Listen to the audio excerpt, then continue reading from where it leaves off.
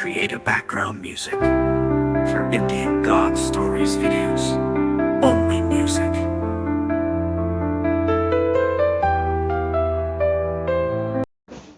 आर्थिक नियत प्रधानाचार्य जी, आर्थिक नियत शिक्षक वर्ग और मेरे सभी साथियों को मेरा नमस्कार। मेरा नाम आकांक्षा है और मैं 8वीं कक्षा की छात्री हूँ। जन जन की भाषा है हिंदी, भारत का आशा है हिंदी, एकता का पहचान है हिंदी, भारत का शान है हिंदी। हिंदी दिवस पर सभी को हार्दिक शुभकामनाएं। आज हम सब यहाँ हिंदी दिवस के उपलक्ष्य में उपस्थित हुए हैं। प्रत्येक भारतीय के लिए हिंदी दिवस एक गर्व का दिन है। भारत में हर साल 14 सितंबर को हिंदी दिवस मनाया जाता है।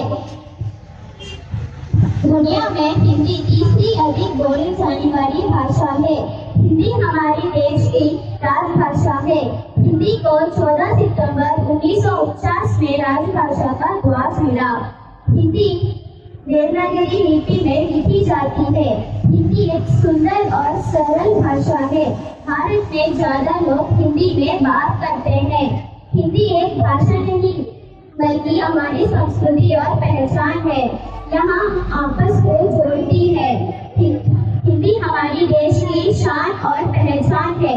इस दिन हम ये संकल्प लेके चाहे पढ़ाई हो या नौकरी या दैनिक जीवन स्तर पर हिंदी का प्रयोग करें। धन्यवाद। जय हिंद। सम्मानित हमारा पाठशाला हिंदी शिक्षकों का हिंदी दिवस का शुभकामनाएं। I would like to invite our Hindi teacher Anita ma'am to give her valuable speech.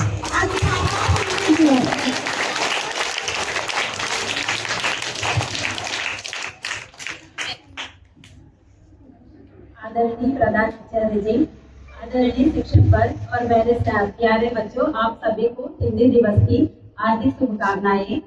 हर साल हिंदी दिवस 14 सितंबर को मनाया जाता है। कल छुट्टी का दिन था, इसलिए हम लोग नहीं मना सके। आज हिंदी दिवस मनाने के उपलक्ष्य में आज हम यहाँ उपस्थित हुए हैं। तो हिंदी एक ऐसी भाषा है जो देश के सभी लोगों को एकता के सूत्र में बांधती है।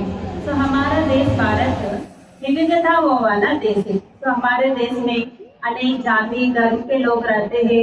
उनकी भाषा, आचार विचार, रहन सहन सब अलग अलग रहता है और अलग अलग भाषाएं भी बोलते हैं। तो भारत के सभी लोगों को हिंदी एकता के सूत्र में बांधती है।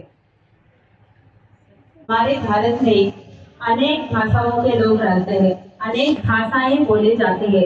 हिंदी एक ऐसी भाषा है भारत के सभी लोगों को एकता के सूत्र में बांधती है। हिंदी भारत की स्वतंत्रता संग्राम के समय भी अनोखा काम किया, क्योंकि हमारे स्वतंत्रता संग्राम के समय जो स्वतंत्रता सेनानी थे अलग अलग प्रांतों के थे और उनकी भाषा भी अलग अलग थी। महात्मा गांधी गुजराती थे, बाल गंगाधर तिलक मराठी भाषा के थे और लाला लाजपत राय पंजाबी भाषा के थे। सभी स्वतंत्रता संग्राम को आगे बढ़ाने के लिए एक भाषा की आवश्यकता हुई। तब महात्मा गांधी जी ने हिंदी भाषा को चुना और हिंदी भाषा के लिए आगे बढ़ने, भाषा की उन्नति के लिए आगे बढ़ा। हिंदी भाषा की उन्नति के लिए आगे बढ़ा। हमारे भारत की स्वतंत्रता के बाद 14 सितंबर 1949 को हिंदी को आधिकारिक भाषा के रूप में स्वीकार किया गया। इस दिन के महत्व को ध्यान में रखते हुए भारत के प्रथम प्रधानमंत्री जवाहरलाल नेहरू जी ने हर साल 14 सितंबर को हिंदी दिवस मनाने का निर्णय लिया। ऐसी हमारी भाषा हिंदी भाषा राजभाषा के रूप में देश के सभी लोगों के द्वारा बोली जाती है। हिंदी भाषा की लिपि भी देवनागरी लिपि है। इसको पढ़ना और लिखना भी बहुत आसान है। बेहतरीन आजीविका के लिए हमें हिंदी को आज के जमाने में 1 से 2 भाषाएं सीखना, 1 से ज़्यादा भाषाएं सीखना जरूरी है। उसमें हिंदी का स्थान प्रमुख है।